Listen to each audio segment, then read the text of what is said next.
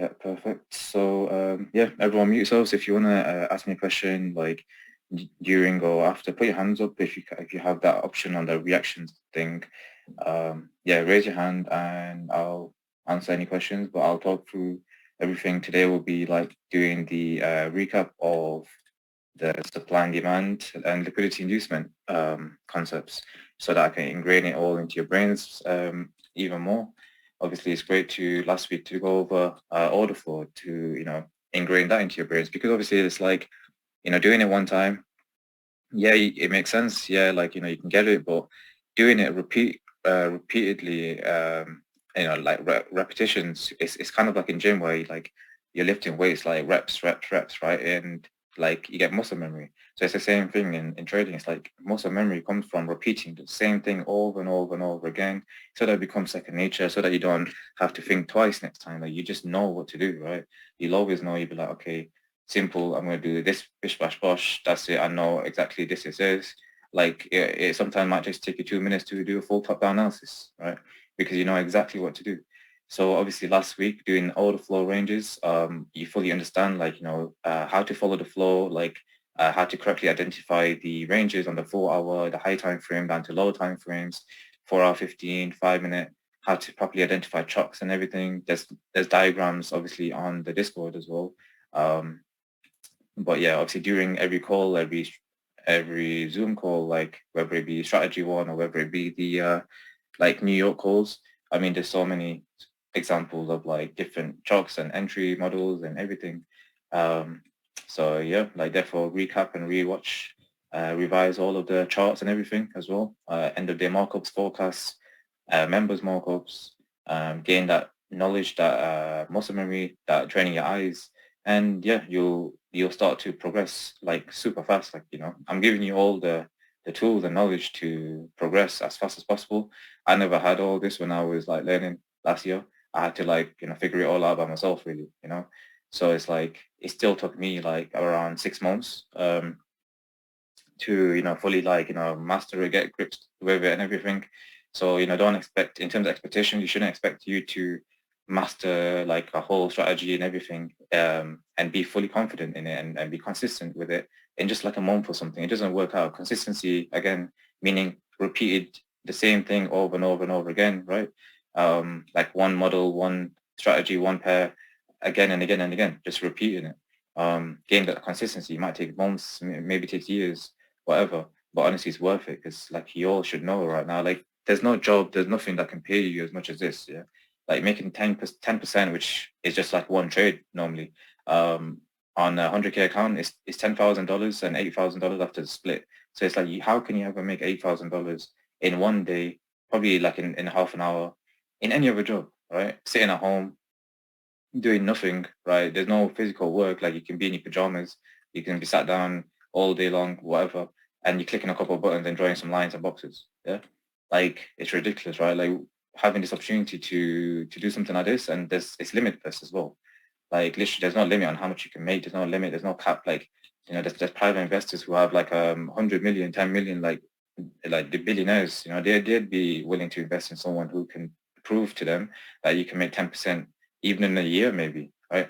Like it's better than any banks, better than any sort of investment, like even real estate or whatever. Like you can make more money doing this than anything else by doing less work as well, right? So it's all technical, it's all mindset, it's all psychology. It's not even like no physical labor, nothing, right? Um, but obviously, first of all, understanding that the order flow ranges is very, very important. That's to help us with that high time frame direction, whether we are high time frame bearish or bullish, whether it be the high time frame or whether it be that lower time frame, 15-minute, to catch the pullback phases. But how do we then enter and be involved within these pullbacks or impulse phases? This is the impulse, this is a pullback, and then impulse, break, pullback. How do we get involved though in these moves here? It's by using obviously like points of interest, right? It's like you can't just enter randomly. You can't just click on buy or sell here, random buy or sell here. You don't know, you're not looking to the left, you're not paying attention. What do we mitigate? Anything important, anything significant, yes or no, right?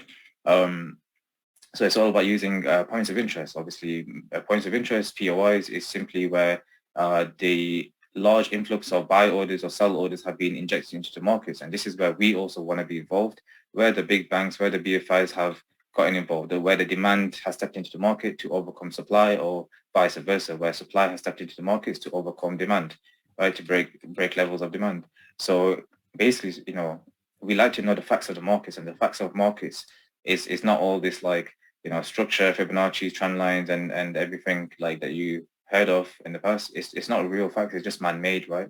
But what real facts of markets, of any market, right, in business, it's all like buyers and sellers. There's two parties, right? You have buyers, you have sellers, right?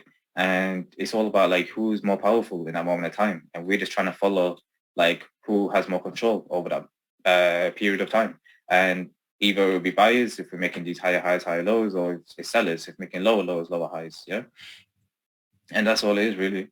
Like any sort of business market, and like, in foundational, the foundational aspects of business is to like buy at a cheaper price, buy low, and then sell at a higher price to sell expensive. Yeah. So buy low, sell high. That's how we make profit really in anything, you know. You buy a car at a cheap price from a car auction or dealership or whatever, and then you want to sell it at an expensive price to make any sort of profit. And it's literally the same thing here. Right? We buy from down here, and our TP is up here, right? It's not going to be down below, right? So it's literally the exact same scenario. So how do we identify our POIs? Is everything is all fractal, as you should know. So whether it be 4 hour, 15 minute, or 1 minute, right? The same types of POIs we should ever be looking for is these three types, right? We should never be just randomly looking to the randomly just in no man's land, random space, just clicking buy here, sell here randomly. Like, not looking, okay, what do we mitigate all the way to the left? Like, are we tapped into something on a high time frame perspective or nothing, right? And then if we haven't tapped into anything significant, then we have to make sure that it builds a base, it builds something, the price develops, right? On a like a lower time frame, like a 15 minute, for example, it develops something, right? It develops further price action to then give you even another POI to then buy from, right? If there's nothing that it mitigates to the left, then let it develop price to then show you another POI, provide another POI for you to buy from, right? Or sell from, if vice versa, right? So obviously, we want to be involved, where the BFIs have also been involved and stepped into markets. So in terms of like, usually as well, it's like the best sort of POIs are the ones that have a run on liquidity, have a strong reaction to the upside, and have broken some sort of supply or demand level. Yeah. So these 3 points are very important. This is in the number 3 types, the third type of POI. So in terms of like the first type of POI, we have just an extreme of a break of order flow, right? It used to be break structure, but extreme of a break of order flow is what I use as the first POI. So in terms of, let's say we have like a chain of character on the 4 hour or 50-minute time frame, we're going to be using this extreme POI as a point of interest, because this is where the first area or interaction of demand has been injected into the markets. Like, this is where the first set of orders have been pumped into the markets, right, to move the price higher, right? How does the market move up and down, right? Market moves up and down from supply and demand, like I said, and when there's more demand than there is supply, then the price will go higher, right? When there's more demand than supply, price will go higher, up. And then when there's more supply than demand, then the price will go down, right? And it doesn't matter if it breaks its supply or demand with a wick or body, it's still a break, okay? It's regardless, right? Because a sell order has traveled below a buy order, that there's no more demand left in the market here, there's no more buy orders left, then we have overcome any sort of buy orders or demand here. And supply, you can say, is more powerful, and maybe this could happen, right? Maybe we can continue lower pricing for a little while. So like I said, extreme, very, very important, as well as pricing, because obviously extremes are going to be in the most discounted pricing ever. Yeah, you can't get an extreme which is going to be in shit pricing, right? It's not possible. This is your lowest place. This is the last place in theory that price should respect if it wants to continue higher pricing, right? If it breaks this low, then you know that, okay, we have a chain of character. Like now, maybe we might see lower lows instead, right? So that's simply what it is, and obviously very, very important. So let's just say, for example, let's say we had like a clean order flow break, for example. Like let's say we broke here, right? Let's say we was bearish, but then we switched bullish. So then obviously we'll have an extreme POI. I'll show you how I'll mark it up later. But then, yeah, here we could look for that buy entry, yeah? So I'm going to talk through these and I'll show you how I mark them up later. Secondly, SD flip or DS flip. So you have a supply to demand flip, or you have a demand to supply flip, where it's like a, let's just say, for example, demand to supply flip like this, right? So what it is simply is an interaction between buyers and sellers, and we love to see that. And especially EU, especially the US 30 indice, like it loves flip zones a lot. Like it really loves. It makes a lot of sense as well. And like I really love the logic behind you know these types of POIs, as because obviously where you have the supply zone, that the expectation order flow should have been to make a new lower low, right? In terms of continuing bearish flow. Like that's the whole job, that's the whole point. This supply zone with that had unmitigated buy to sell orders, right? Unmitigated orders that should have been tapped in to continue lower pricing if this area of supply was powerful enough, right? If there was a lot of orders to continue to push the price lower, right? But if obviously price taps into it, right? Price taps into your supply zone, gives a reaction. It doesn't have to be a massive reaction like this. It can just be a small reaction, like it can just be a little sell candle, like this sell candle here, and then the buy candle has to break above this supply, yeah? So that's all it simply is. Supply gives a reaction, but the reaction fails to do anything. It's called a failed reaction then. Fails to break any lows, and in turn it breaks the flipping supply itself. Yeah, it's like this is where the demand has stepped into markets and has overcome that supply. Hence why, do you remember in the order flow video when I said what flipped and broke that previous range becomes your new order flow low and high, right? Because this is the area of interaction. This is where the orders were pumped into the markets. This is where the demand steps into markets to actually break that supply. So obviously, if in theory they want to go higher, why should they not respect this law? Like they should protect this law, right? Like how they have been doing here, the protection of buy orders to continue higher pricing. So why did they not continue higher pricing? Because they want to continue, they want to come lower into a cheaper price. All of these price points, right? Cheaper prices to continue higher later on, right? And usually as well, after a run on like a large pool of liquidity, whether it be the buy side liquidity or sell side liquidity, right? After you see a major a run on them, like you see a large reaction, you see a deep reaction, a deeper pullback, yeah? Sweeps liquidity has a deeper pullback instead of just pulling back into that first demand or supply level or order flow range, right? But obviously we can continue to follow these, but we just have to be very wary about like, why it might fail and why it might win. Always know two things, right? Always know these two things is that why you should win, why that trade should win, why that trade should lose. And whenever you come into charts, you should always know where to buy from and where to sell from. Where's the best place, highest probable areas. And that's what I'm trying to show you here, is that these highest probable supply and demand zones is where you should be looking for your entries. Whenever you come into charts, you should always know, okay, like I'm going to put my alert on this, I'm going to put my alert on this, I'm going to wait for one of these to get triggered, and that's it. Simple. Yeah. And that's when I'm going to start looking for entries. So you don't have to sit on the charts, staring at the 15-second charts, all day, up and down, up and down, up and down, right? Wasting your time, wasting your effort, wasting energy, and giving you FOMO, making you want to trade right now and take some random crappy trade where you should have done, right? Should be more patient, put your alert on this, for example, or something, and just wait for it to tap in. And then that's when you start looking for an entry. So in terms of, like I said, supply and demand flip, this is your simple supply and demand flip. And then we start looking for a demand zone that had the last point of demand that broke the supply. So then here we're going to start looking for a demand zone that here, when price returns back into there, we can start looking for an entry, right? And obviously right now I'm on the 50-minute time frame. So like I'll talk about this later, but in terms of inducement, I want to see inducement created before that POI, which there wasn't anything, right?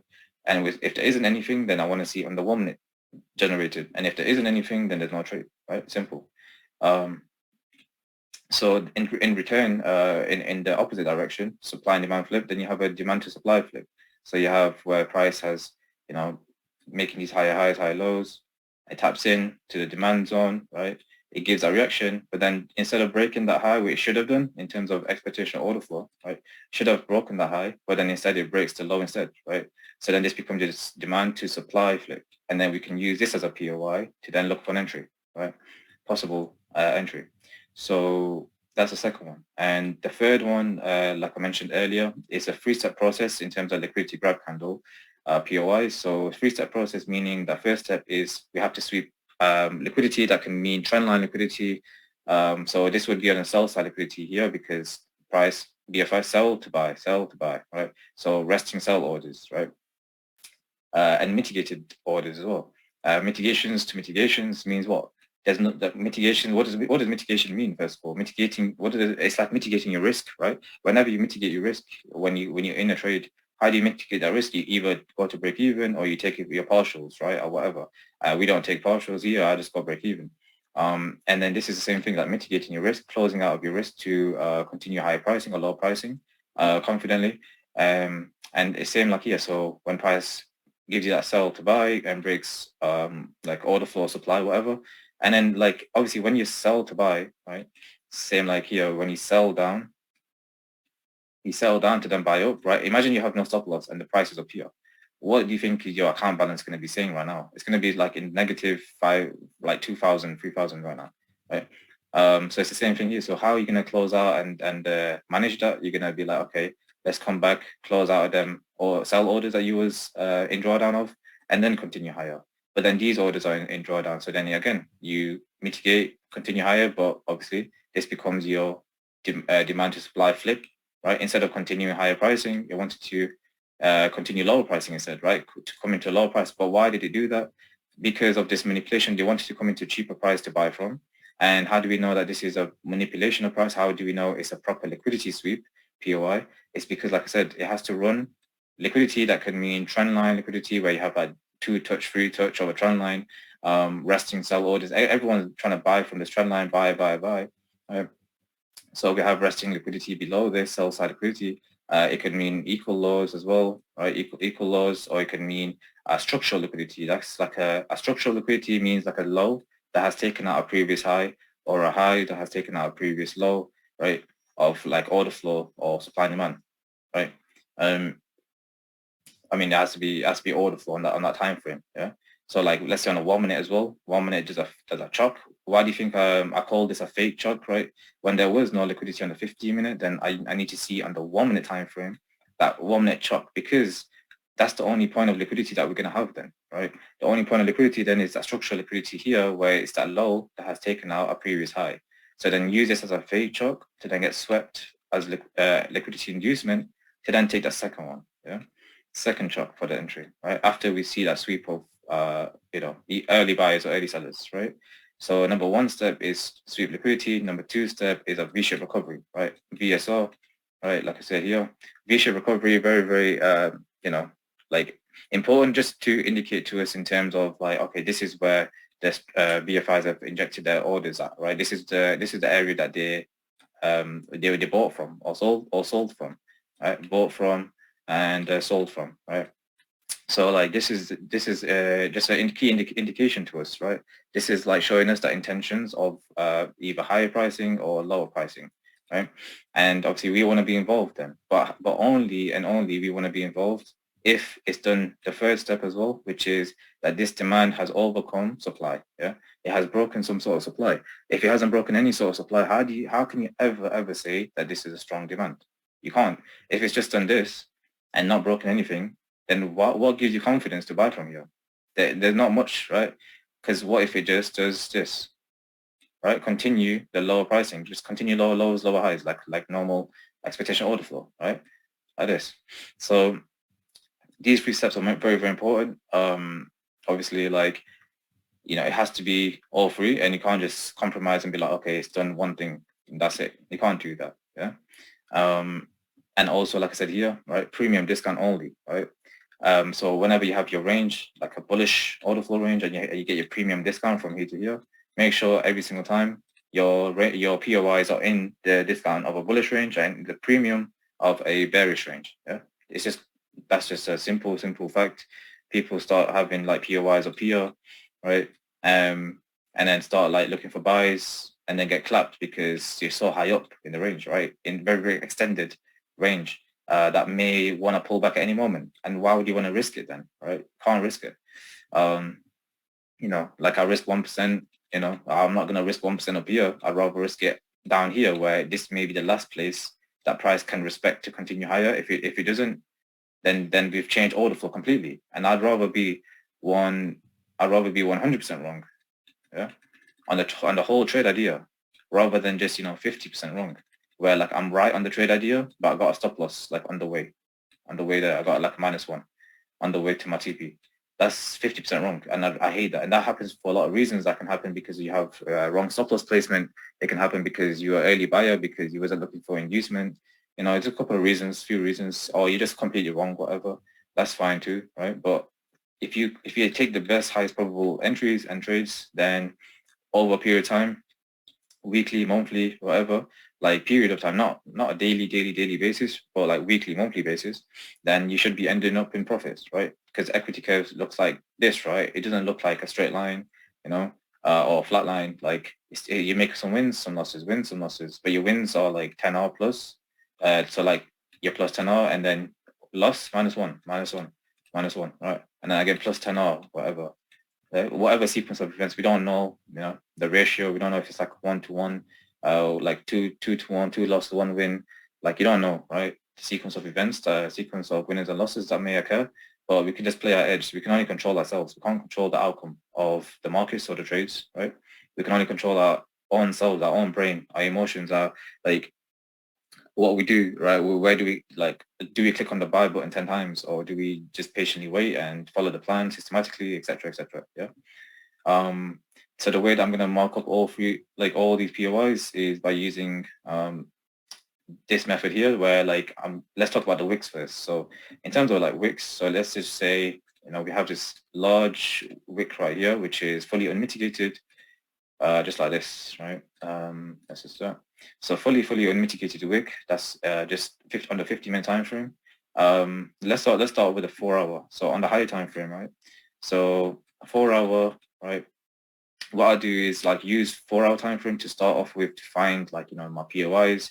If I can see something clean, or if it's not clean but I can see something there that's visible, then what I'll do is I'll use higher time frames to find that clean POI. That can mean clean engulfing POI, where I said here, engulf sell to buy or buy to sell candles or wicks. So it's either going to be clean engulfing POIs, or it'll just be like a one wick that swept liquidity or something, or it will be then buy to sell wicks, or like sell to buy wicks, right? That I'm going to show you examples in a bit. But what I'll do is I'll start from the 4-hour and I'll start marking them all my 4-hour POIs. That can mean even if I'm pro trend on the 4-hour, I can still use 4-hour POIs on the left for like counter trend sells back in, right? Also, I can use, like I said, these are going to be counter trend because if we break bearish, then counter trend buys, right? But I can use POIs on the left, right? Also, POIs are inside of my range, right? Let's say my bullish range, POIs inside of my range to continue higher, for example, yeah? So this is what I'll do in a 4-hour. I'll start from 4-hour, then I can work my way up all the way to like usually 10-hour, but sometimes there's even 12-hour. If it has to happen, it has to be that time frame, then it has to. Like if it's clean, it's clean, right? It's all fractal. Like we have to, use the time frame, use time frame to our advantage, right? Or we have all these time frames to help us into seeing clean price action. If you can't see something clean, it's all messy, then just jump on another time frame and you'll see maybe cleaner price action, cleaner flow for like our POIs and where we want to get in. That's simply it. So 4-hour to 12-hour. And in terms of like some examples of 4-hour POIs is simply, let's just say, for example, okay, so we have something in here, right? And you don't want to use this whole candle here because it's already been tapped in, it's already been mitigated, right? So you don't want to use a whole POI. So I'm going to use a different time frame, such as like a 5-hour. And then I'll be like, okay, so we have this clean sell to buy engulfed POI. Engulfing means what?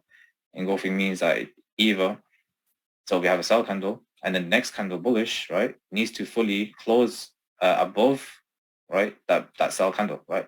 Full body close, right? It can't just be like a wick down and wick up and the body inside, right? That's not, that might be like an inside bar or something, right? And as you can see, I never use no indicators, so we don't use that stuff, right? We use clean price action. So in terms of engulfing, right, you can see how this bullish candle full body closed above this bullish candle, this bearish candle. So you can now identify that, okay, this is where the sell orders were resting, right? This is where the sellers stepped into market, pushed price down. Well, it started from here, to be honest, sell orders. Well, here, started selling from here, and then buying back up. But where's the unmitigated orders after it's tapped back in, right? The unmitigated orders are just right down here. So we don't want to use everything here because it's all been tapped back in and then gone away and broken like highs. So it's like done its job. So I don't want to use all this fully mitigated orders like this. I want to use the thing that's just unmitigated. That's even here we're resting below liquidity, which is structural liquidity, right? Structural low that takes out this high, right? You know, just as an added confluence. You don't need it on the 4 hour, but it's just an added confluence. And obviously more confluence, the better. For every entry model, there's at least 5 confluences for that trade, right? And that's what you need. You don't need a million, but you also don't need like just one. Yeah, you don't just want one or two. Like you want at least, you want a good 5 plus like confluences for trade to make it high probable for me to risk 1%, to have a higher strike rate as well. Yeah. So this is clean, and I'll just use this instead. So then I'll just wait for price to tap in like this, and then I'll jump onto the 5-minute chart here for an entry, right? 5-minute or 15-minute, whatever happens first in the entry model scenarios. You know, that will be covered next week for the entry models. But obviously many examples are in the Discord, and I'll always go through like the entries and stuff in the other Zoom calls, New York sessions, okay? So that's how I'll do the 4 hour. And let's say like, in terms of like a wick, for example, let's say that this wick is the only thing that's clean on the 4 hour, right? Which has, you know, taken out equal highs, done a nice V-shaped recovery, and then taken out a low, right? So I can use this as a POI as well, right? Just use a wick itself. I can use this as a POI as well. So let's say, for example, wait, let me go on 4 hour. So look at this one. This is your demand to supply flip, yeah? So here we have a demand zone, and what should a demand zone do? Make higher pricing, right? But if it doesn't want to go higher and it wants to continue lower, right? If we get this nice interaction right here, which is just wicks alone, right? These are the buy to sell wicks, right? Buy to sell meaning like price pushing down, selling. And then here is where buying started from to push price higher, to continue, wanted to try and continue higher to break supply zones, you know, break supply, go higher. But then supply was in power and overcome the demand. That has overcome demand, so has taken over and now push price down. So we like to see that interaction, that clean demand to supply flip interaction, right? The exchange of orders been happening in the markets here, and then we can use this, just these wicks alone as your POI. So it's not going to be this candle, right? It's going to be just from the buy to sell price action, right? The buy to sell from here. And in reverse, I'll show you the other way, but that's what I'll do on the 4 hour. If it's not clean, yeah, even this, right? Because this is a bullish candle, so this is your buy to sell. It's engulfed as well, right? It's not just these wicks here.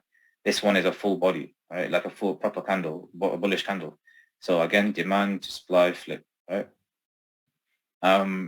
And yeah, clean. Like this is what I'll do. So I'll just use different time frames to find it, and I'll mark them up like this, like 4 hour, 5 hour, 4 hour, 5 hour, 7 hour, like this one, you know, because it's not engulfed. The next candle, the bullish candle, is just a wick, right?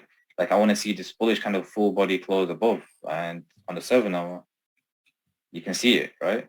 So and this is another thing as well. So like you see how I'm not using this full candle which got engulfed, right? Because as you can see, price left, mitigated, right? This area right here, and then continued higher, right? So again, I don't want to use then this whole POI, right? When it's already tapped back in, it's already been mitigated, already tapped in, and then shot away, broken highs. So I'll just use then from the unmitigated area, which is this body and this wick here, right? And that's all I do. And I just wait for that to happen, right? And then I do the same thing again on the 15-minute, you know, when I've got my 15-minute time frames, POI. So let's say my 15-minute is bullish like this. I'll start looking for my continuing price action, continue bullish flow using 15-minute POIs inside of my range, right? The difference with the 4 hour and 15 is that 4 hour, we can catch like counter trend and pro trend moves, right? Using POIs on the left. But on the 15-minute, we don't want to ever be trying to catch counter trend, right? Besides from only one entry model, which is entry model 3, okay? Entry model 3 is only the only ever time I'm ever going to be counter trend on the 15-minute. And again, it's because of being the first area of where demand steps into the markets, right? Where the buy orders have been injected into markets to continue higher. The first area, right, on the 50-minute chart, which is a cause of like a 4-hour. So let's say 4 hours bearish like this. Let me just change the color. Oh yeah, let's just say 4 hours bearish, right? Like hella bearish. And then we get this small 50-minute chart bullish, right? To cause that 4-hour pullback phase possibly, yeah? So you know how there's two phases like I explained last time. You got that impulse phase and you got that correction phase. And you got the impulse phase and then correction phase.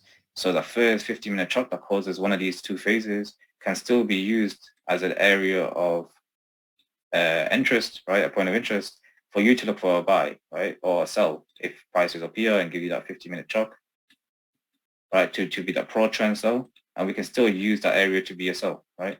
For a sell, even though your counter trend on the 50-minute, can you see how the 50-minute chart's bearish and here 50-minute chart's bullish for you to sell? But like this is the only one time I'll do it that way. Again, it's going to be explained more in detail another call.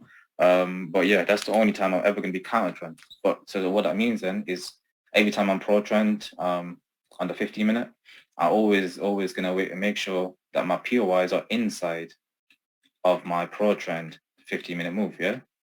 And same with the 5-minute as well. When I'm 5-minute pro trend in the 4-hour POI, 5-minute has a chock, my POIs are going to be inside of the 5-minute. It's not going to be on the left here. It's not going to be down below it. No, this is my 5-minute bullish range. POI is going to be inside, and I use look for my entry inside. Yeah, and that's it.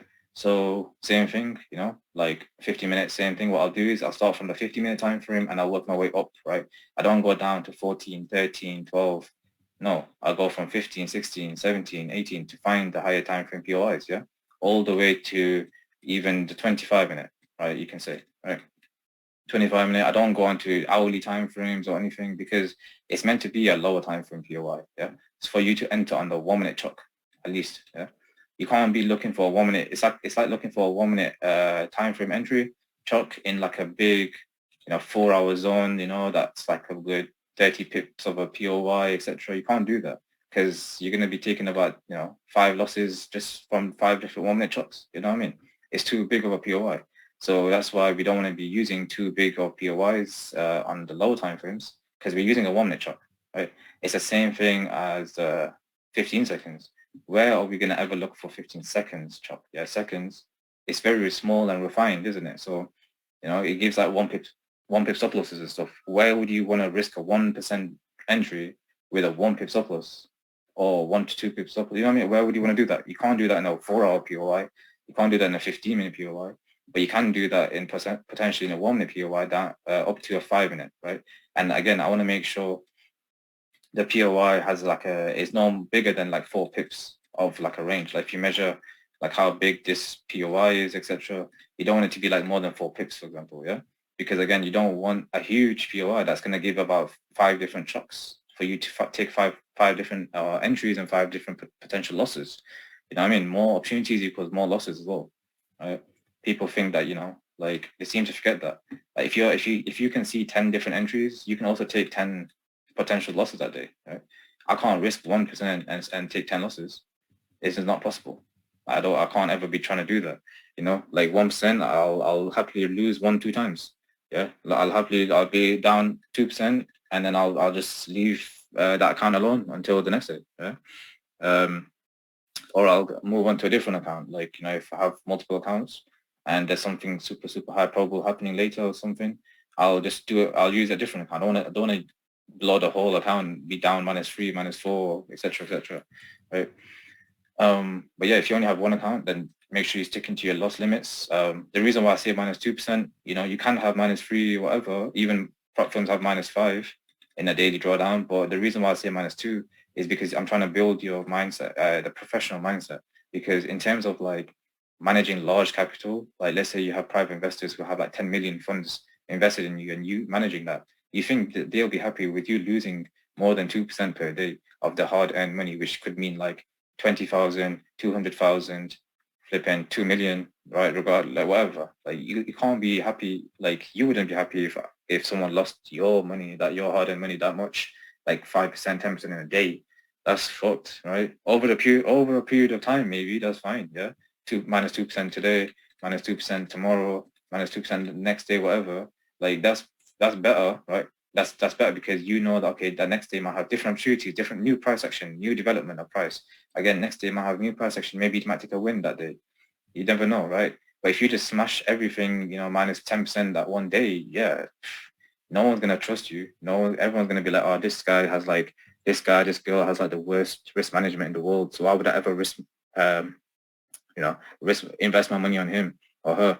Like, why would I do that? And then they'll, like, rich people talk to other rich people, everyone knows each other, and they'd be like telling each other about you and be like, oh, look at this person, like, never ever trust him, her, like, never, he or she's not reliable. You know what I mean? So, like, you got to build that mindset. That's what I do, like, in terms of the minus 2% thing, because again, you can have slippage as well, by the way. So, like, you need to factor in all these different things. It's like you could get slipped, hard. You could lose like another percentage of slippage, right? Then if you're aiming for 5% drawdown in a day, you're going to be completely dead when you get that slippage, right?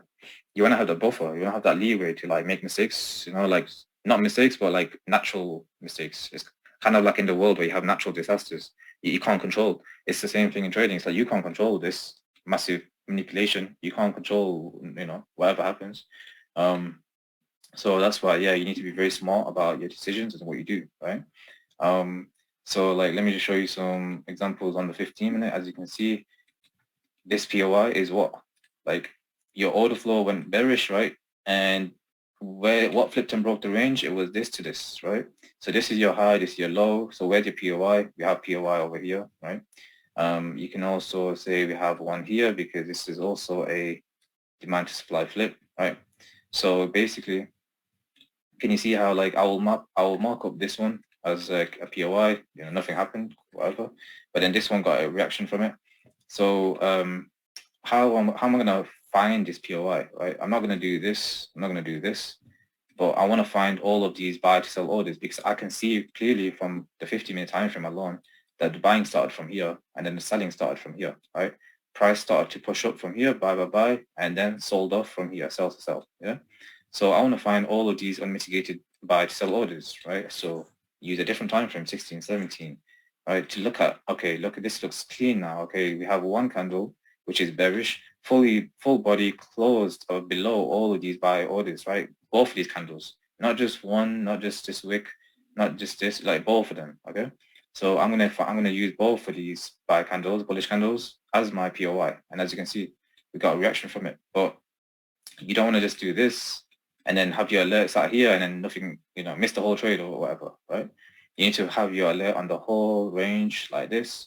And then we obviously look for inducement, look for the entry model, etc., etc. Yeah.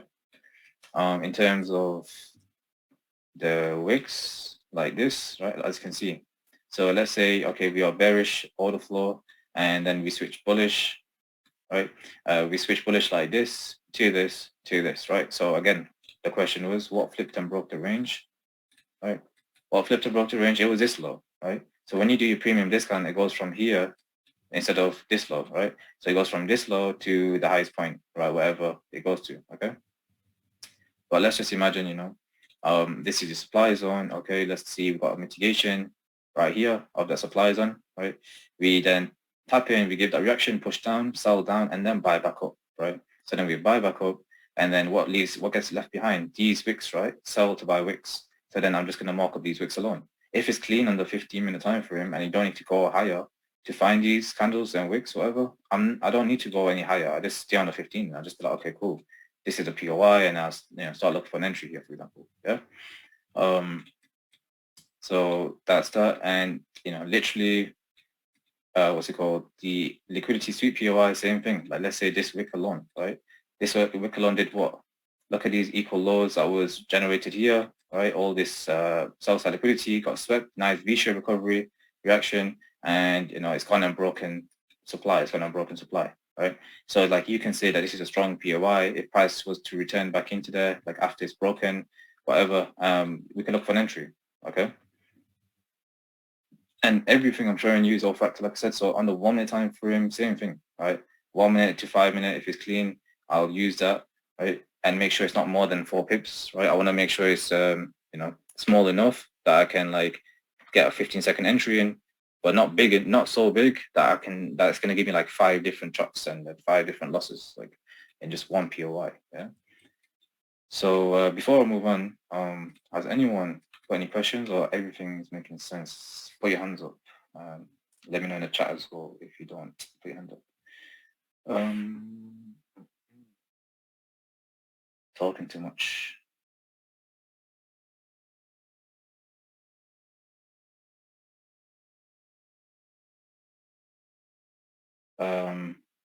Wait, someone let me know, is the screen size good for you? Yes? Yeah, it's fine for me. Yeah, it's fine for me. Oh. Yeah, bro, all good. Oh, good. Okay, so Astor, you got your hand up? Yeah. How's it going? I'm alright, you? Yeah, good, bro, good. So about the engulfing candles, I just wanted to know, does it have to close above the actual candle body itself, or does it have to close above the wick? The wick as well. Oh, okay. Yeah. And then if price happens, so if you have like a down candle and then price begins to push up to create the zone, what if price opens slightly higher? Would that still count as engulfing? What do you mean again? So this candle here. Oh yeah, that candle. If that candle was to open a little bit higher than that down. Yeah, even a little bit down. Yeah. No, it doesn't matter if it's how big or small this is, as long as it's engulfed this last one. No, it's not about the engulfing part. It's just about like where the second candle opened was the engulfing candle. If the engulfing candle was to open higher than the down candle. Oh, like higher. Yeah, the open price. You can't. Wait, how can you do that? You mean like, it's kind of like this, for example? Like this? Yeah, there can be like a little bit of slippage. Yeah, I mean, it's quite rare, but like, you mean something like this, right? As in like a sell candle, unless it is bullish when it was next. And it was like pretty high up like this. Yeah, sort of like that. Yeah, no matter what, like that's still engulfed the previous candle. So if you want 16, if you had now it becomes a full candle like that. So that's all, you know. It's just, you know, clean price action, as long as it's engulfed or whatever, as long as even if it's like high up like this, that will still be classed as one. Like if this candle was bearish and then this one was bullish like this, yeah, I'll still use that. Or I'd go on to a different time frame and be like, okay, it's this one instead. Right. Okay. And with unmitigated areas, you said so if price was to come and mitigate a zone, but it only mitigates the wick, so yeah, and it keeps going, you like refine it to the body, and then if it mitigates the body potentially, and it keeps going, you refine it to the wick. All right, cool. Yeah.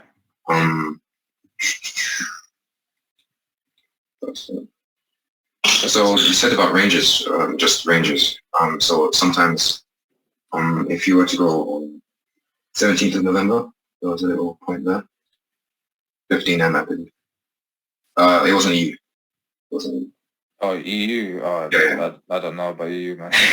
You were on EU when you talked about it. 17th November? Oh, okay. You're talking about this price action? Yeah. Oh, okay. I thought it was a different price action. Okay, cool. That's fine. Yeah. And so you talked about the range and you drew a zone from there, and you said to use the entirety of the range rather than to just use it from the end. Well, which one? Can you annotate? Yeah, one second. Are you talking about this price action? No, November. Oh, annotate. Well, you're gonna mute. Oh. You're mute. Yeah, where your mouse was just a second ago, November 17th. This? Yeah. Yeah, this is a whole range, yeah. So this is one clean push down, right? There was no like extra flip movements, nothing. Like basically, if you look at the previous range was what? So we broke here, we broke here, we broke. So if you think about like, okay, this should be a last range, right? That should continue higher pricing, yeah? Mm-hmm. And then it's all about what flipped and broke that range. If there was no flip here, if there wasn't anything, it was just like clean push down, then yeah, this would be a high. Yeah? But because it pushed down, gave that reaction, and then broke down, so this becomes a new high, and then the low is all the way down here, right? Because this is one push down, right? And that's it. Simple. But the demand zone that you drew, it's not an engulfing. So demand, which one? This? No, right before the zone, so the dip zone itself. This? 1 second.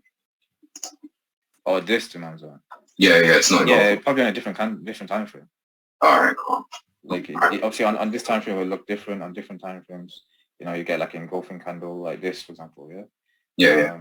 So yeah, I'll use that one there. Oh yeah. Okay, cool. And then that's the one that tapped in, reacted, and then flipped and broke. All right, beautiful. Yeah, no worries. Thanks.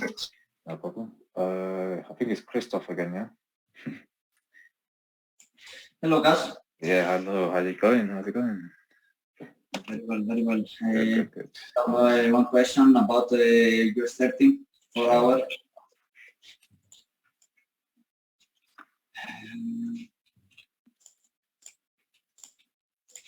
The protected, why is this and not this?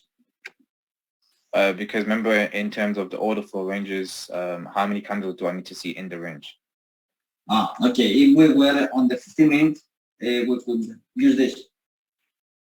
If this was a 50-minute time frame, then yeah, I would use this. But because Okay. it's a 4 hour, I need to see 2 candles in the range, remember? So like if this is the lowest point, and then this is the break here, how many candles do you see like that are inside of this range right here, right? So it's like you don't class the first one, you don't class the break, you class the ones inside. So the ones inside we have 1, 2, and 3. Okay, understood. And one more question about the trade Friday afternoon. The one it's win for you. Can we see it? Is it about POIs or? It's about order flow, I think. POI and order flow. Okay. Wait, which one? Where was on the 5 minutes? Where here up top? Yeah. Here in the afternoon. Oh yes. Because I saw the trade you have, it was an instant entry, and I waited for another 15-second shock. Yeah. Well, because we had alignment 1 minute and 15 seconds, and I wasn't sure if I had to use instant entry, so I waited again for 15 seconds inside flow. Yeah. Yeah, no worries. I mean, like, obviously, we'll talk about entries like another time, you know, but in terms of like POIs and everything, this is a good example where you got like 4 hour POI, which is, again, this whole candle here, right? This whole wick. I mean, it was all this, to be honest, this whole buy to sell, yeah. So, you know, price comes into it, we get the 5 minute chalk, which is all the way at the top, all the way at the top here.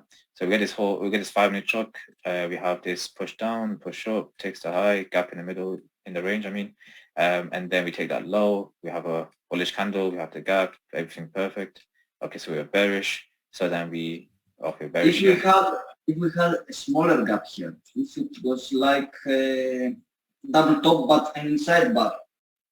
Yeah, as long as you can see it, it's fine. Yeah. If it's perfect, like equal highs, if it's like even higher like this wick, then yeah, there's no gap there, right? Okay. So that's fine. So then here, 5 minute chalk. So then we look for POIs, and I believe it was like a 2 minute POI. So let's see. So on the 1 minute, I can see like there's a flip zone going on here, because we tapped into the previous demand zone here, and then we give a reaction. So give the reaction on 2 minute. It was cleaner, as you can see. So we have this clean buy to sell price action that engulfed POI, right? And then we tap back into it here. Yeah. So price left, right? And when it left, did this like 1 minute little order flow, right? So 5 minute chalk happens, 1 minute continues order flow, then it pushes up, right? Pushes back up into the supply, yeah? And then what do we need? We need to see a 15-second chalk. So simply taps into this supply, and obviously this was a bit, you know, tricky. People got confused about this, but literally the 1 minute and the 15-second give the chalk at the same time, right? Chalk here, okay? Like 50 seconds was all bearish. So it did everything that you needed to do now. Like it's done everything. You know, you get the 5 minute, you get the POI mitigated, you know, in the premium. Then we got the chalk here, which is obviously really low down, right? But simply, we've already got everything we want to see, so you just take the trade. That's it. Yeah. So you just take the trade. Like entering here. Yeah, so like this one, you just take the trade. You want to make sure you want to be above here though, right? But if you did wait for even extra 50-second chop, you could have taken this too, right? Yeah. And then it might have been a loss, it might have been a break even, I don't know. But yeah, like the trade to be taken was the one at the top with the stop loss above this high, because you don't need extra confirmation when you already had the extra confirmation. The extra confirmation was the POI get mitigated, the 15-second chop happened, and that's it. Your entry model is completed. You understand? It's completed because this one range is the same as the 1 minute and 15 seconds, still one range. If the 15-second had to chop bullish, like this, then yes, you have to now wait for 15-second back to bearish. Yeah, you have to. Yeah, but because it wasn't chucking bullish, it was still bearish and comes straight back in. Okay, cool, that's it. You end the trade, and that's it. Okay, thank you. Okay, no problem, mate. Dameson. How's it going? Hey, what's up, man? Oh, I'm good. My question is, good. Good. My question is there a rule for maximum size of 15M boys? No, I don't really have maximum rule size for that. I just make sure it's a clean, nice POI and just have it marked up. And obviously, because we're waiting for like a bigger reaction from it, we're not waiting for like small seconds from that. We're waiting for like liquidation, you know, the 1 minute chalk and 15-second alignment. So it's like there's more high time frame involved. So it's okay. Actually, just use it like as it is, you know. I don't need to find like a maximum size for it or anything. Okay. Yeah.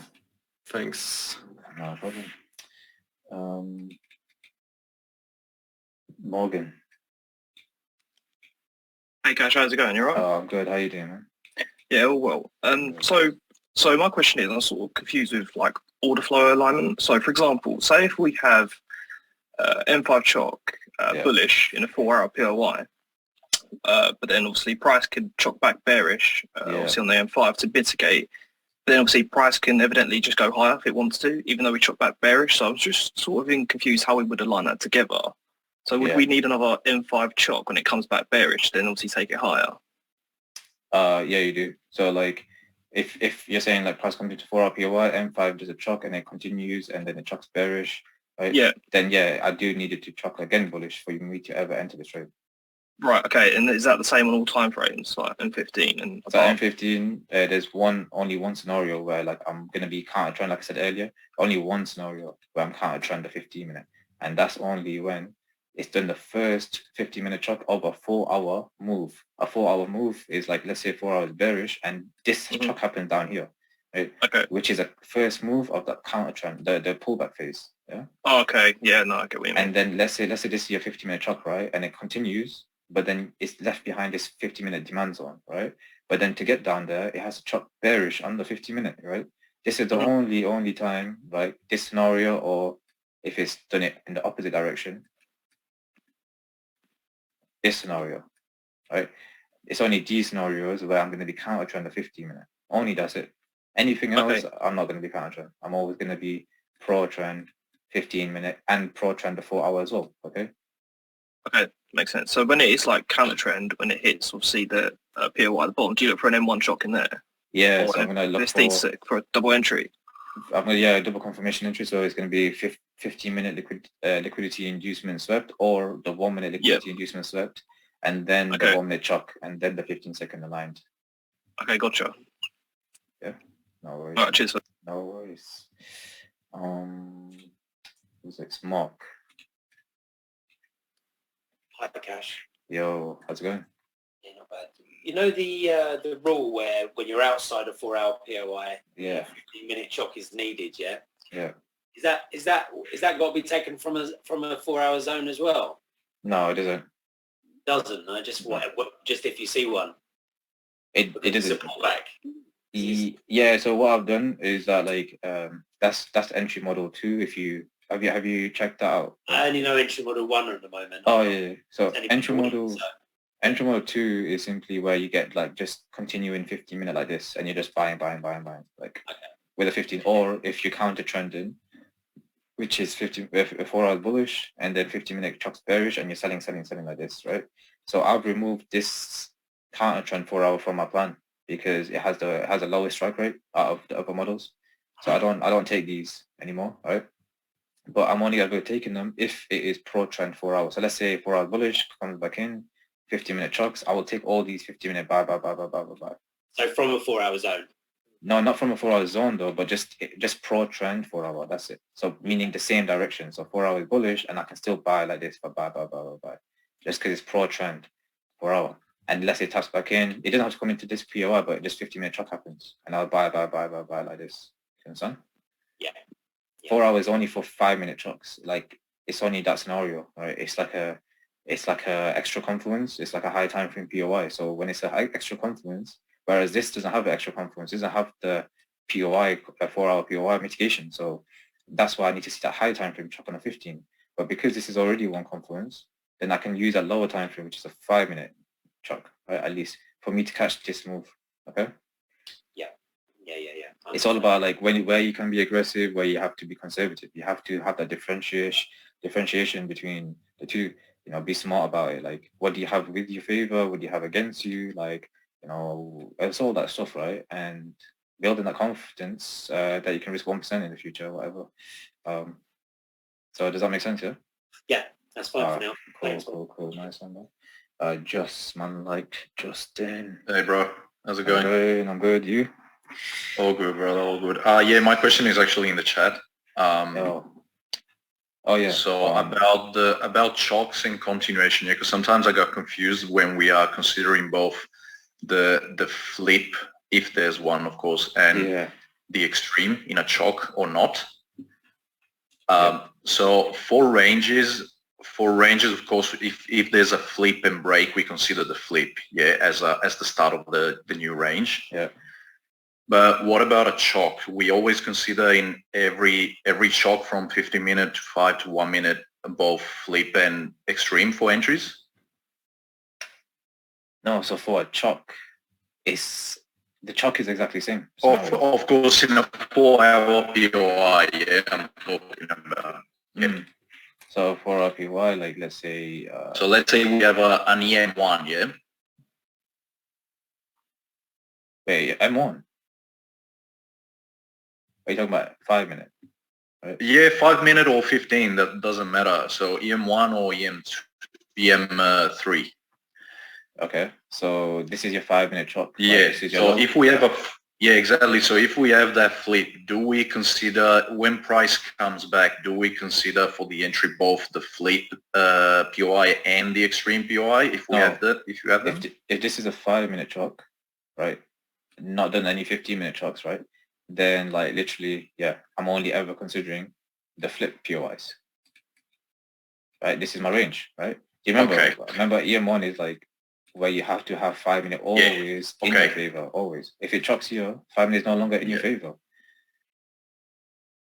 So this could happen. Yeah, because it's chocked here. So it's like 5 minutes no longer with your favor, right? It has to then chock back to bullish for you to be like, okay, true, because if it breaks the flip, you're right, actually. So if it breaks the flip, automatically it's invalid. Exactly. True. And what about a 1 minute chock? 1 minute, no, so for entries, like 1 minute, 15 seconds, right? So, well, obviously 15 seconds, you have to, again, be always aligned. So if this is the same as 15 seconds like this, 15 seconds, it has to, if it chocks like this, then you're against 15 seconds. So I'm not taking this. But let's say 1 minute, right? 1 minute is just simply where you get like a 50-minute range, 50-minute POI, price comes in. 1 minute does this chock like this. 1 minute continues like this. That's fine. Like any 1 minute POI above the first one, right? I can still use it as like a 15-second confirmation, right? Yeah. Okay. Because it's a POI. And it's a point of interest. So I'm taking a confirmation off of it. You see?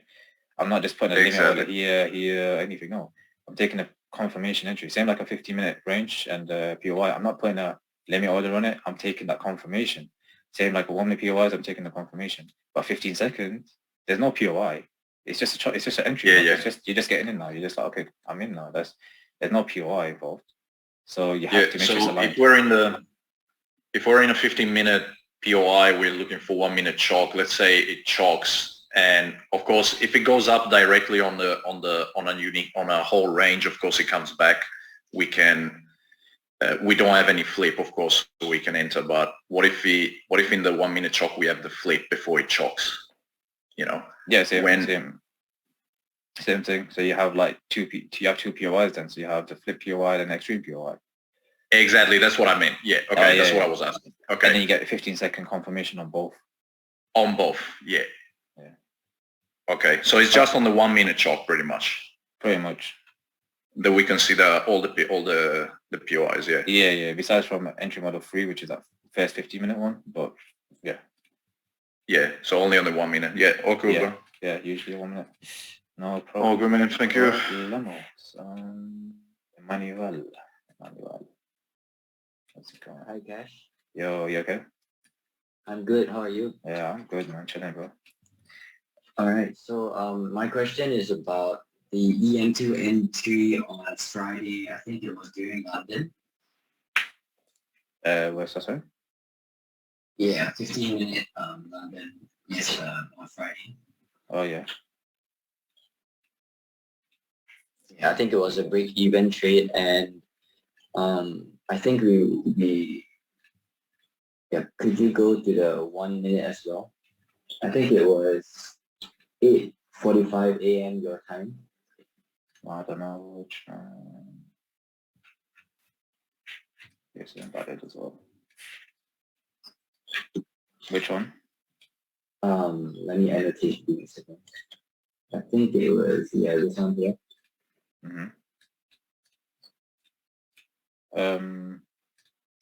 What was the question about this? Yeah, could you go to the 15-second? Oh, okay. Yeah. So like, the first question is, does the entry have to be in the premium of the entire 1 minute leg? No. Okay. And I saw that you put the stop loss to cover this flip here, right? On 15-second. Yeah.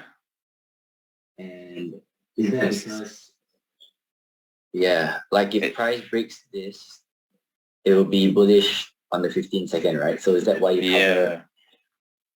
Oh yeah, like, it's kind of like, if you think about it, okay, the stop loss to cover this would be 2.3 pips, right? Or something. 2.2 pips, yeah?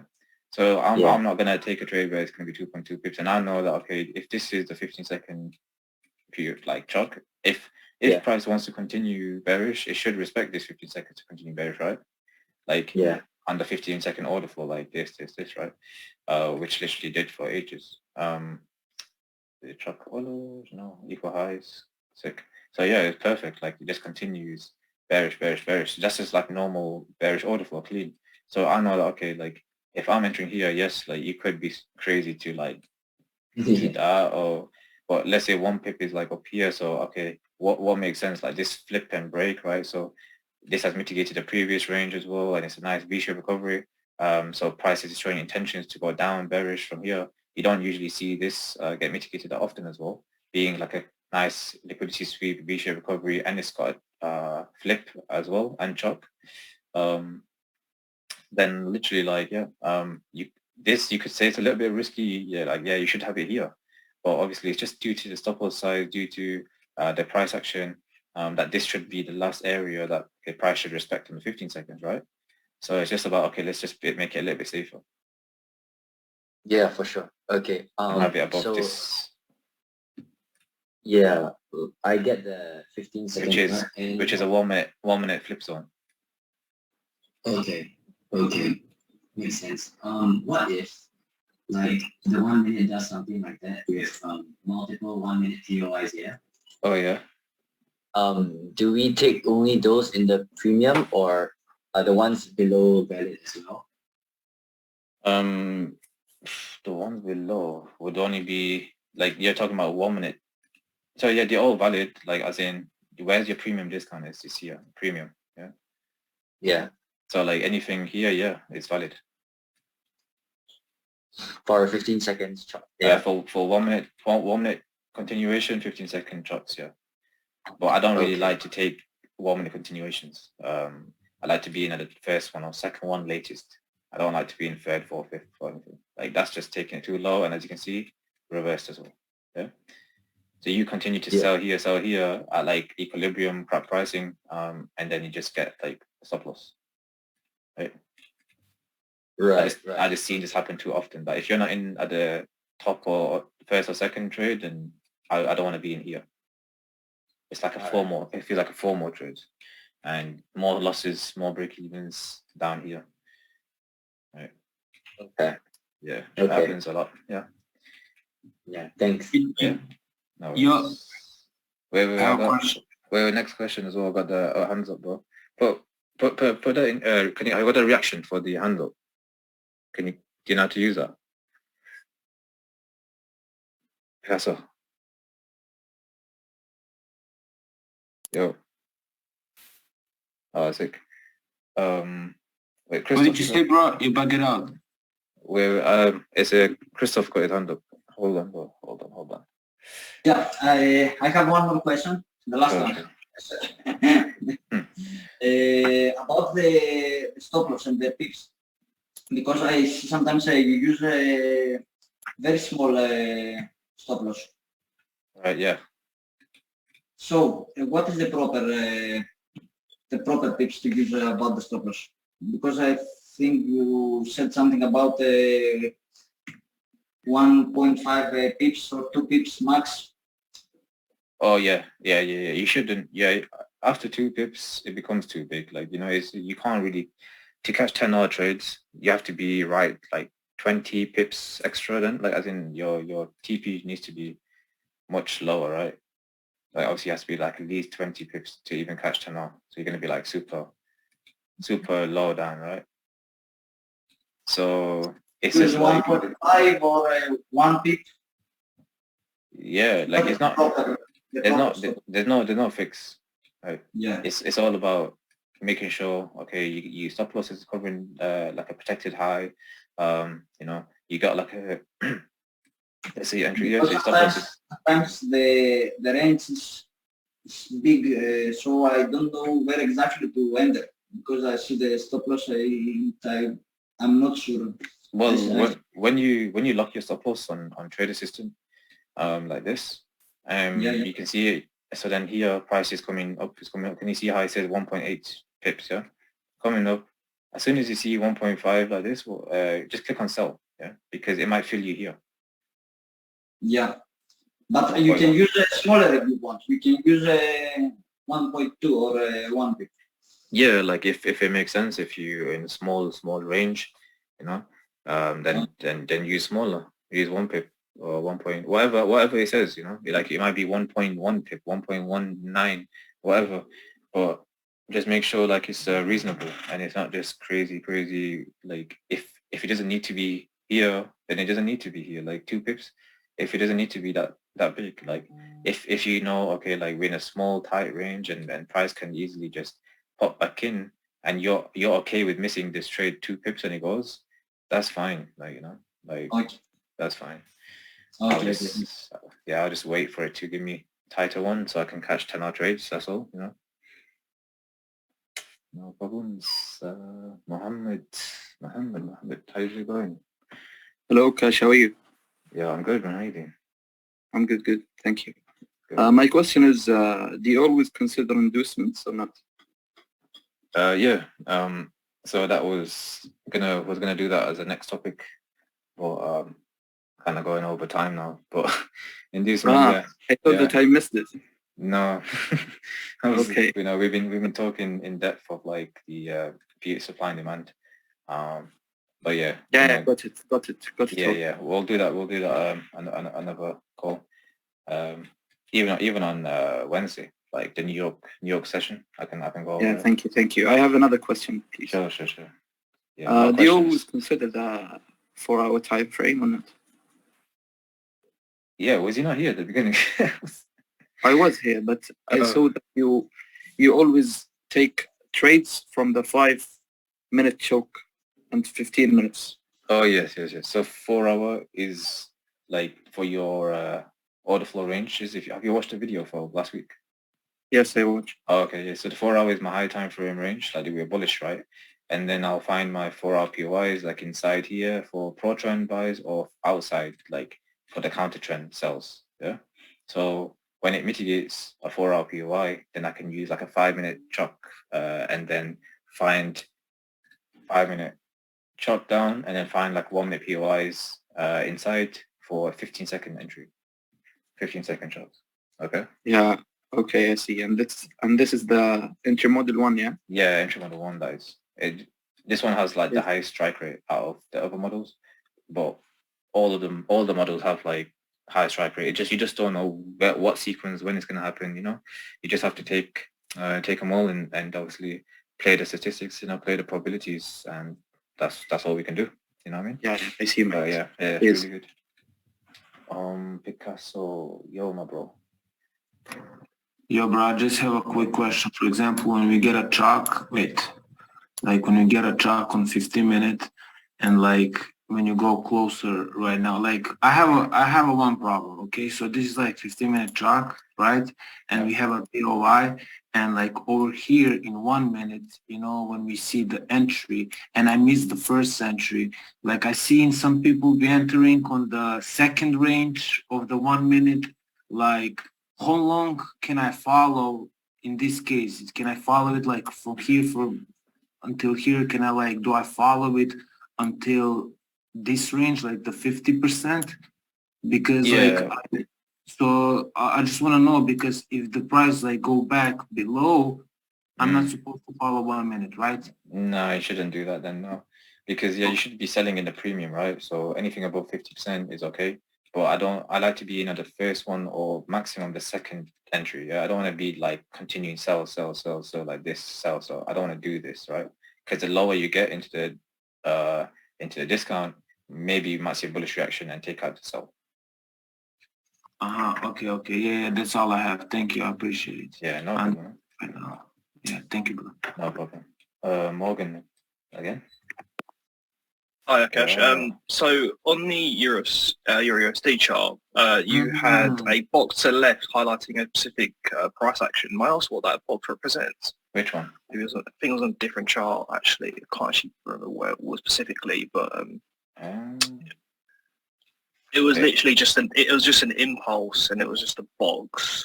I don't know why you had that marked out. You're talking about like this? Yeah. Like, literally something similar to that. Yeah, and I don't know why you marked that out. Yeah. Well, that's because of the no inducement box.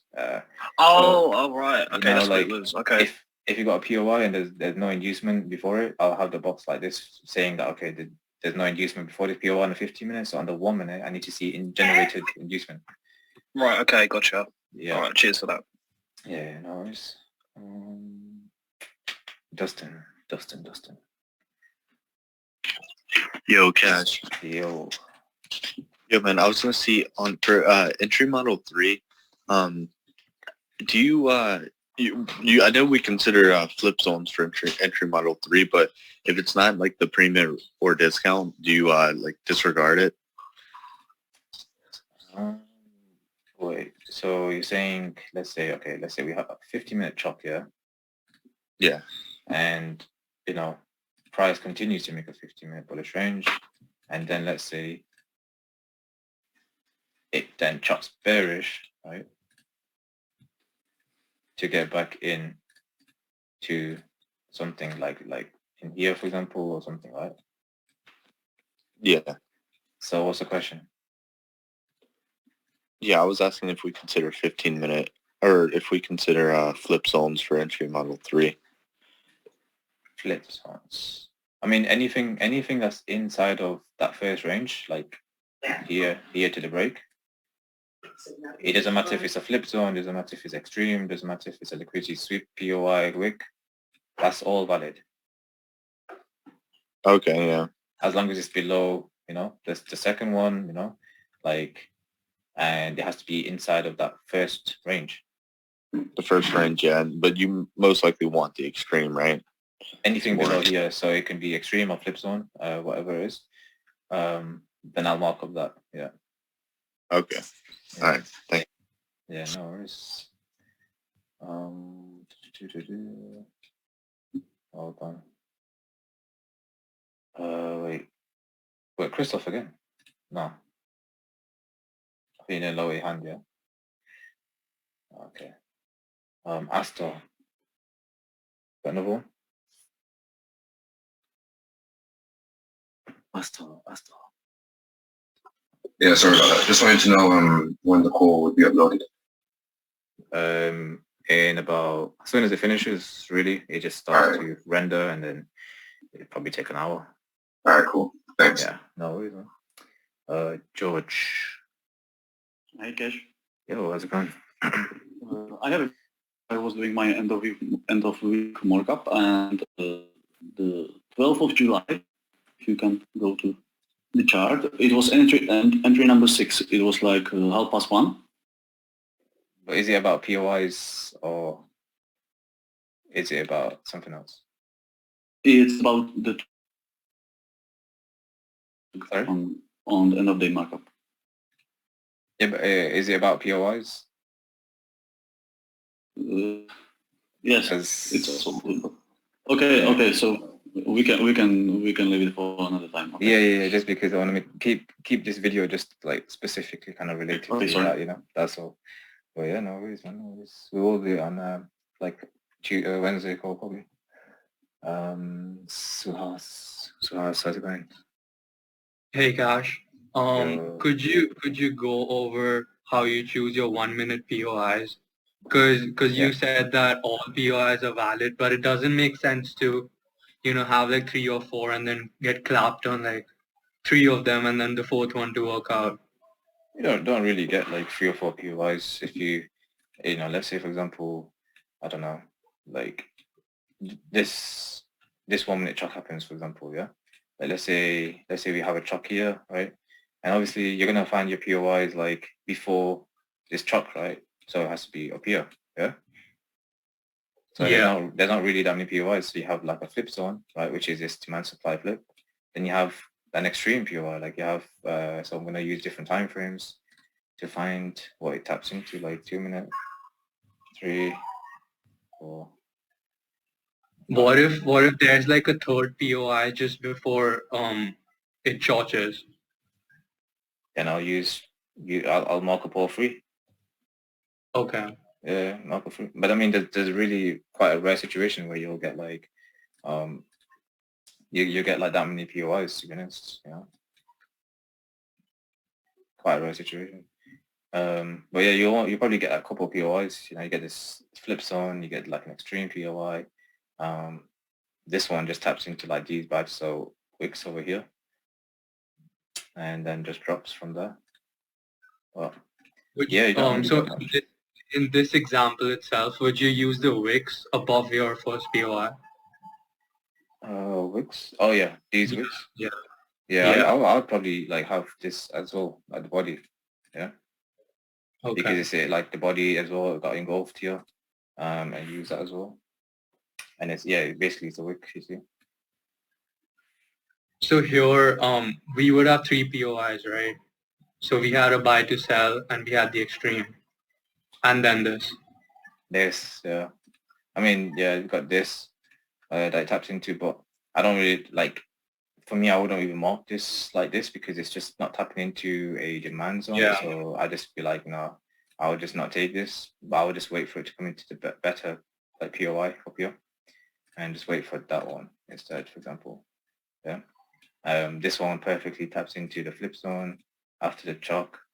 Like it does like flips a lot though, as you can see. Like this one misses it, but this one taps into here. I mean, it does like even this one. I remember on the 2 minute time frame. This one taps into the flip zone right there. So it doesn't matter if it's in like the premium or discount of the 1 minute range? No, as long as you're in a premium discount of your 15 minute range, right? 15 minute, like this. Okay. Okay. Yeah, thank you. Yeah, no worries, man. Dameson. Hey, one question. When a point is like at the exact EQ, like one half is in discount, one half is in premium. Do you take that, or do you refine it to just the premium size, or? Yeah, like if it's yeah, I'll refine it to the premium, especially when it's them wicks, you know, like the sell to buy wicks, right? So like let's say something like this, right? But only like the bottom. Let's say only the bottom wick is in the in discount. So I'll just do this. Okay. Yeah. Yeah. Instead of like all of this, because I know that there's no purpose for me to mark up this when I'm not gonna buy from inside of this, right? Inside of the premium. So I'll just wait for it to tap into here. Yeah. And then I'll just take the trade after it gives me the confirmations. Okay. Okay. Yeah, that's what. And what if it's not wicks but a whole candle? Do you take just half of the candle? Even if like it doesn't make sense as a boy, but yeah, but I mean, yeah, because what I'll do, let's say this was a full body like this, right? Same with then, like just, and it's proper POI, like it's proper engulfing this candle, everything. I'll just same thing. I'll just refine it down to the lower half. Okay. Yeah. Thanks. No problem. That's fine. Wait.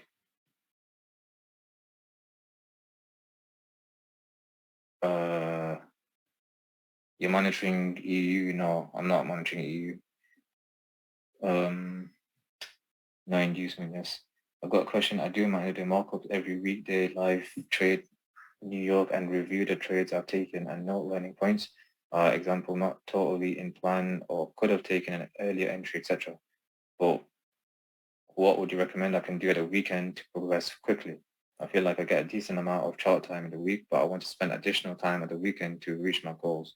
So I was wondering if you had any suggestion of how to best spend a block of time. Yo, need to leave. Thanks for Zoom. Yeah, no worries, bro.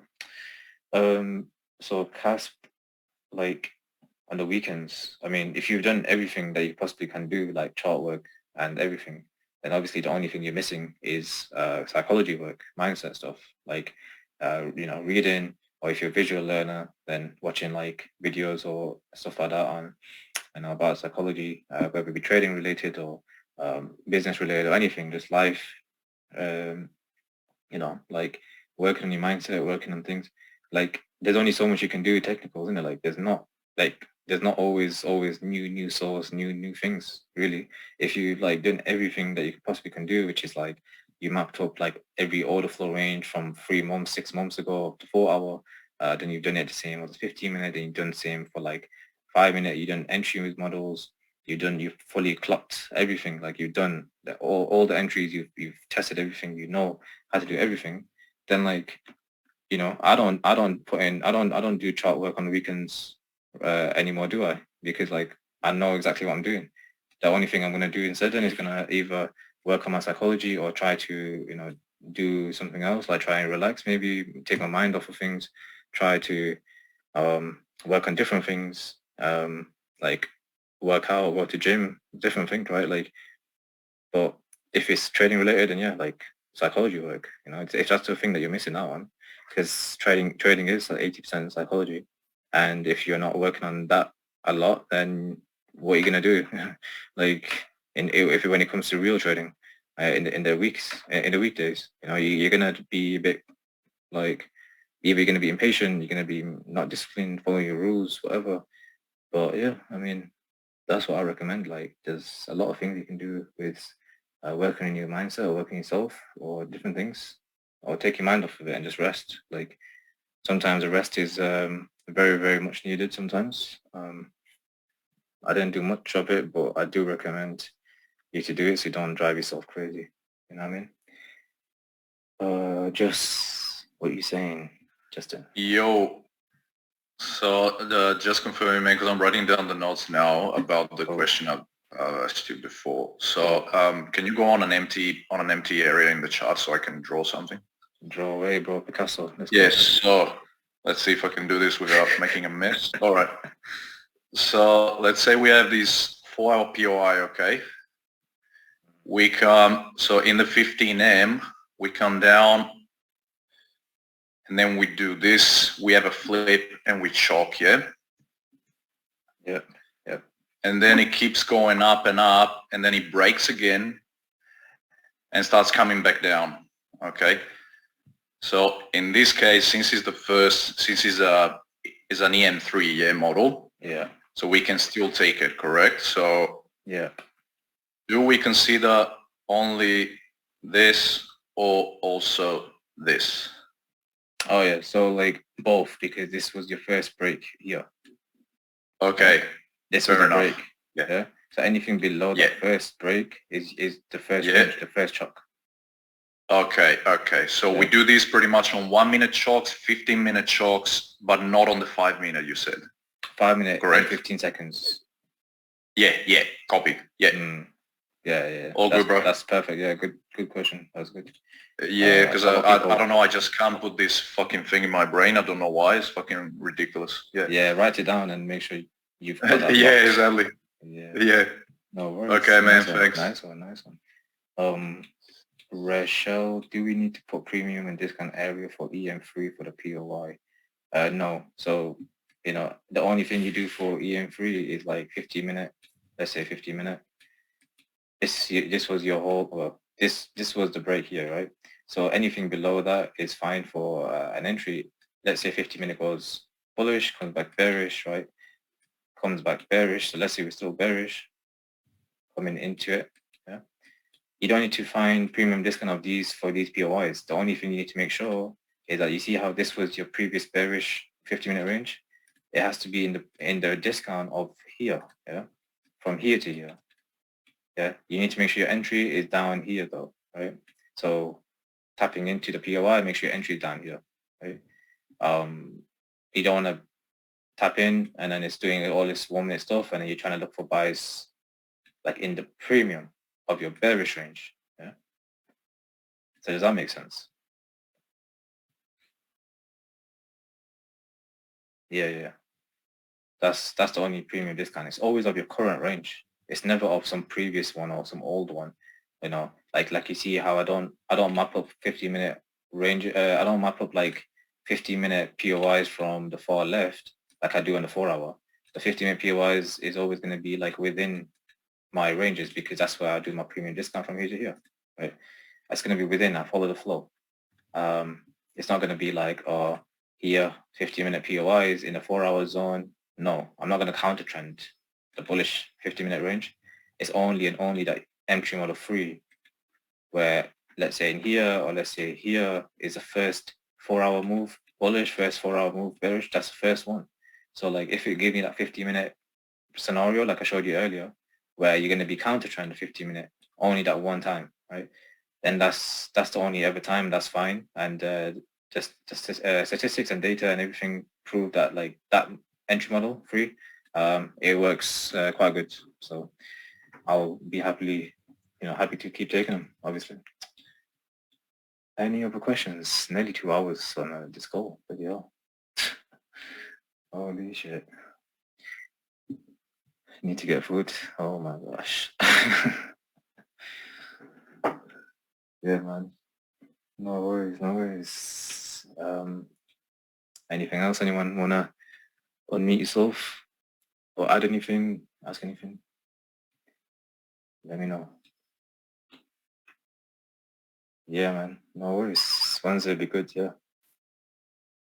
Trying to get the website sorted up probably in a week as well. That would be good. And so I can upload like the full video without cutting them like in half or anything. And the quality should be better as well. So nice one. Take it easy. Yo, bro. Yo. There was a part where you drew a POI and it was dropping and it had engulfed the candle before it, but it had only engulfed it from the body and then it kept going. Yeah. The preceding candle. Is that another way that you can do it? So either it engulfs the body and wick or just the body? Yeah. So like, let's say, where was it now?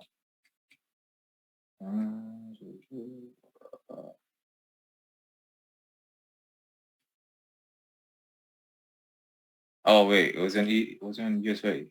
I think it was somewhere here, right? Yeah.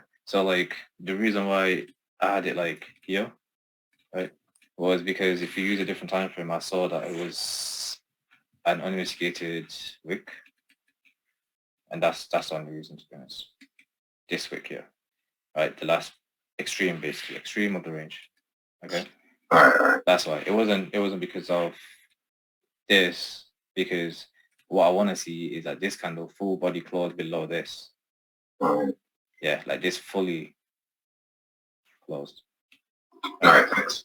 And if you can't see that, then yeah, use a different time frame, and then it'll be like a week or something. So that's it. All right, beautiful. Thanks. Yeah, no worries. Perfect. Cash when you're 2 million funding. Probably this year, like by end of this year. Probably. Thank you, Cash. Need to rewatch the session again. Lots of interesting details. Appreciate if I can ask you any unclear questions later. Thank you. Yes. There's not enough prop firm for you. Nah, but you can scale up though. So the same ones I already have, you can scale up. Like, but it does take like 4 months, 3 4 months. Yeah. Question on regarding the call, but when you finish, what is EBT? It's EBT means early buyer trap, which means a fake chalk. It's like a 1 minute fake chalk to trap early buyers. So like 1 minute bearish, goes bullish like a chalk. Then this is your early buyer trap, basically. So instead of you buying from here, right, wait for it to sweep that low and then take a second one. Right? That's the early buyer trap. And then if you switch it around, this is your early seller trap, that first bearish trap. Okay. But yeah, I'll talk about it more on Wednesday. It's just we're running out of time. It's like 2 hours call. But yeah, hopefully everyone getting value, and I'm starving too. Yeah, me too. Perfect. So is it called inducement trap? Yeah, same shit.